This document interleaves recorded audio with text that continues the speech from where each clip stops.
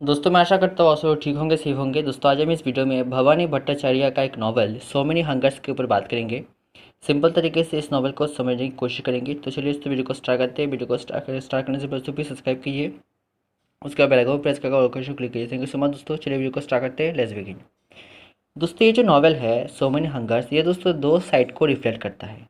सबसे पहला ये नॉवल हमें ये दिखाता है कि किस तरह से इंडिया फ्रीडम स्ट्रगल के टाइम पे था, और दूसरा जो ये नॉवल दर्शाता है वो है इंग्लिश टाइम पे, जब हमारे देश में ब्रिटिश रूल था तब किस तरह से हमारे देश में भुखमरी थी, करप्शन था। तो इन सब चीज़ों के ऊपर ये नॉवल हमें दिखाता है, समझाता है। इस नॉवल में दोस्तों तीन कैरेक्टर्स के ऊपर बात किया गया है। और भी कैरेक्टर्स है लेकिन जो मेजर कैरेक्टर है वो तीन ही हैं। तो सबसे पहले जो कैरेक्टर आता है उनका नाम है समरेंद्र बसु। दूसरे जो कैरेक्टर है उनका नाम है राहुल। और तीसरा जो कैरेक्टर है उसका नाम है काजोली।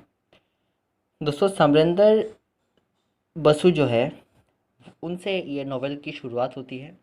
वो इस नॉवल के एक कैरेक्टर हैं और वो एक लॉयर है, वकील है।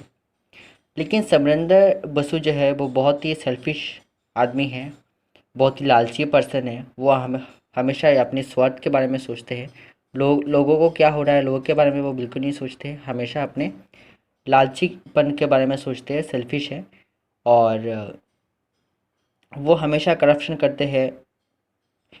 तो उन्होंने क्या किया, उन्होंने जब हमारे देश में ब्रिटिश रूल था, फ्रीडम स्ट्रगल चल रहा था, तब उन्होंने एक राइस कंपनी को खोला था। राइस लिमिटेड जो कंपनी है उसको खुला था।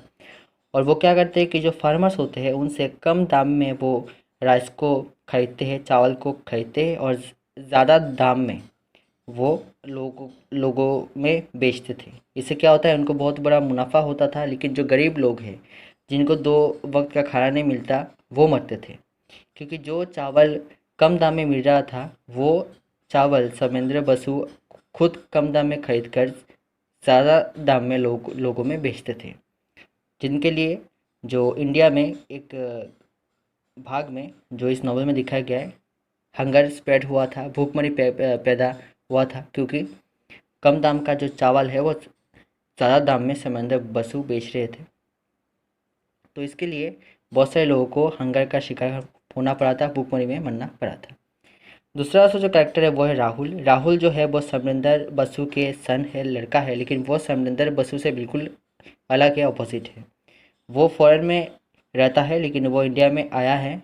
और जब उसको पता चला है कि इंडिया में फ्रीडम फाइट चल रहा है, फ्रीडम स्ट्रगल चल रहा है, तो उसने बाकी लोगों की तरह ही उसने भी फ्रीडम स्ट्रगल में अपना योगदान दिया था।